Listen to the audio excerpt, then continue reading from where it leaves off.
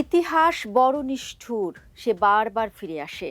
৭০ বছর আগে মিশরের সুয়েজ খালে ব্রিটিশ দর্প চূর্ণ হয়েছিল। আজ ঠিক একই পরিস্থিতির মুখোমুখি দাঁড়িয়ে আমেরিকা। ব্রিটিশরা যেমন তাদের পতনের আয়না দেখতে পেয়েছিল সুয়েজ খালে, তেমনি আমেরিকার পতন হয়তো লেখা আছে হরমুজের নীল জলরাশিতে। দর্শক, কেন বলছি, চলুন সেই কথাটাই একটু ব্যাখ্যা করা যাক। সাম্রাজ্যগুলোর পতন শুরুর কিছু নির্দিষ্ট কারণ আছে। সাম্রাজ্যের পতন তখনই শুরু হয় যখন তাদের সামরিক বিস্তার রাজনৈতিক কৌশলকে ছাড়িয়ে যায়, যখন অর্থনৈতিক ভিত দুর্বল হয় এবং যাদের দমন করতে চায় তারা দীর্ঘ সময় ধরে টিকে থাকে, সেই প্রভাবশালী শক্তিকেও অতিক্রম করে যায়। ব্রিটিশ সাম্রাজ্যের জন্য ১৯৫৬ সালের সুয়েজ সংকট ছিল সেই মোড়। সুয়েজ খালের জাতীয়করণ ব্রিটিশ সাম্রাজ্যের জন্য বড় ধাক্কা হয়ে দেখা দেয়। এই সংকট ব্রিটেনের আর্থিক দুর্বলতা উন্মোচন করে দেয়।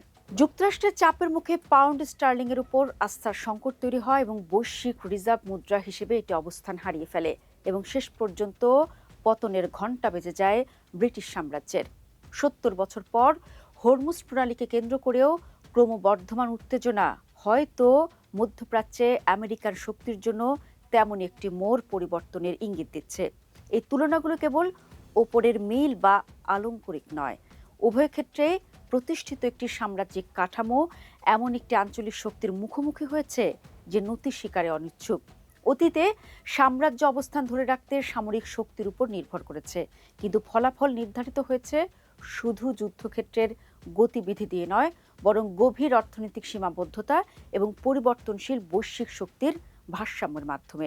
দর্শক, মিশরের প্রেসিডেন্ট গামাল আবদেল নাসের ১৯৫৬ সালের জুলাইয়ে সুয়েজ খাল জাতীয়করণ করেন। এর মাধ্যমে তিনি শুধু মিশরের সার্বভৌমত্ব প্রতিষ্ঠা করেননি, তিনি মধ্যপ্রাচ্যে ব্রিটিশ সাম্রাজ্যবাদী শক্তির ভিত্তিকেও চ্যালেঞ্জ ছুড়ে দেন। বাণিজ্যিক পথের বাইরে এই খাল ছিল ব্রিটেনের অবশিষ্ট উপনিবেশগুলোর সঙ্গে সংযোগ রক্ষাকারী কৌশলগত ধমনী এবং সাম্রাজ্যবাদী মর্যাদার প্রতীক। দ্বিতীয় বিশ্বযুদ্ধের পর থেকে দুর্বল হয়ে পড়া ব্রিটেন, ফ্রান্স ও ইসরায়েলের সঙ্গে সমন্বয় করে মিশরে আক্রমণ চালায়। এই ত্রিপক্ষীয় আগ্রাসনের লক্ষ্য ছিল জাতীয়করণ বাতিল করা, নাসেরকে ক্ষমতাচ্যুত করা এবং পুনরায় সাম্রাজ্যিক নিয়ন্ত্রণ প্রতিষ্ঠা করা। সামরিকভাবে অভিযান প্রাথমিক সাফল্য অর্জন করে। অ্যাংলো ফরাসি বাহিনী দ্রুত অগ্রসর হয় এবং ইসরায়েলি বাহিনী সিনাই উপদ্বীপ দখল করে নেয়, কিন্তু অগ্রগতি রাজনৈতিক বিজয় রূপ নেয়নি।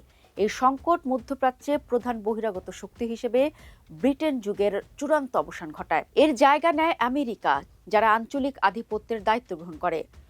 সুয়েজ সংকট দেখিয়ে দেয় কেবল সামরিক শক্তি দিয়ে কোনো সাম্রাজ্য টিকে থাকতে পারে না। যুদ্ধক্ষেত্রে স্পষ্ট সুবিধা থাকলেও অর্থনৈতিক দুর্বলতা এবং কৌশলগত অতিরিক্ত বিস্তার শেষ পর্যন্ত রাজনৈতিক পরাজয় ডেকে আনতে পারে। ১৯৫৬ সালে ব্রিটিশ সাম্রাজ্য এবং আজকের যুক্তরাষ্ট্র উভয়ই আঞ্চলিক শক্তিগুলোর তুলনায় বিপুল সামরিক শ্রেষ্ঠত্বের অধিকারী ছিল, তবে এই শক্তি তাদের সীমাহীন স্বাধীনতা দেয়নি। ভেতরের কাঠামোগত দুর্বলতায় তাদের হাত বেঁধে রেখেছিল।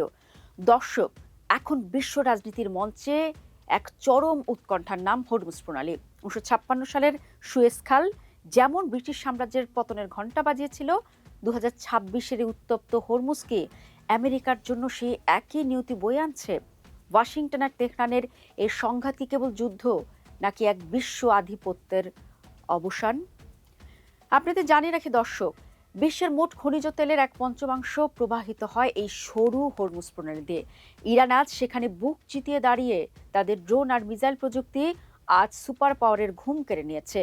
তেহরান স্পষ্ট জানিয়ে দিয়েছে, এবার আর মাথা নত নয়, বরং মোকাবেলা হবে সমানে সমান। একদিকে যুদ্ধের দামামা, অন্যদিকে ঋণের পাহাড়ে চাপা পড়া মার্কিন অর্থনীতি। $৩৯ ট্রিলিয়ন ঋণের বোঝা নিয়ে ওয়াশিংটন আজ ক্লান্ত। ১৯৫৬ সালে পাউন্ডের পতন যেমন ব্রিটিশদের পিছু হটতে বাধ্য করেছিল, আজ ডলারের আধিপত্য কি ঠিক তেমনভাবেই টলমল করছে। ইরান কিন্তু ১৯৫৬-এর মিশরের মতো কেবল কূটনীতিক সহায়তার উপর নির্ভরশীল নয়, তাদের আছে নিজস্ব প্রযুক্তির বিধ্বংসী ড্রোন, আধুনিক ক্ষেপণাস্ত্র এবং একটি অপরাজেয় আঞ্চলিক নেটওয়ার্ক। পেন্টাগন স্বীকার না করলেও বাস্তব এটাই যে ইরানের স্ট্র্যাটেজিক ডেপথ বা কৌশলগত গভীরতা আজ মার্কিন রণতরীগুলোর জন্য বড় হুমকি। মার্কিন আধিপত্যের এই গোধূলি লগ্নে উকি দিচ্ছে এক নতুন পৃথিবী। চীন আর রাশিয়ার ক্রমবর্ধমান প্রভাব প্রমাণ করছে যে একক কোনো দেশ আর বিশ্বের মোড়ল থাকতে পারবে না। হরমুজের এই সংকট কেবল ক্ষমতার রদবদল নয়, বরং এটি একটি বহুকেন্দ্রিক বিশ্ব ব্যবস্থার জন্মলগ্ন। হরমুজ প্রণালী আজ কেবল একটি জলপথ নয়, এটি হয়ে উঠেছে আগামীর ভাগ্যরেখা। যদি এই সংকটে আমেরিকা পিছু হটে, তা হবে এক নতুন ইতিহাসের সূচনা। সুয়েজ থেকে হরমুজ, সময়ের ব্যবধান ৭০ বছর হলেও সাম্রাজ্যের পতনের সুর কি তবে একই? সবশেষ বলা যায়, যদি সুয়েজ সংকট এক সাম্রাজ্যের অবসান ও আরেকটির উত্থান চিহ্নিত করে থাকে, তাহলে হরমুজ হয়তো ইঙ্গিত দিচ্ছে ভিন্ন এক বাস্তবতার। প্রতিস্থাপন নয়, বরং সাম্রাজ্যিক আধিপত্যের ধীরে ধীরে ক্ষয়। ইতিহাসের শিক্ষা একই থাকে, সাম্রাজ্য একদিনে ভাঙে না, তারা ভাঙে তখনই যখন শক্তি দিয়ে রাজনৈতিক কাঠামো আর নিয়ন্ত্রণ করা যায় না। সেই অর্থে এই সংঘাতের পরিণতি হয়তো ইতোমধ্যেই নির্ধারিত।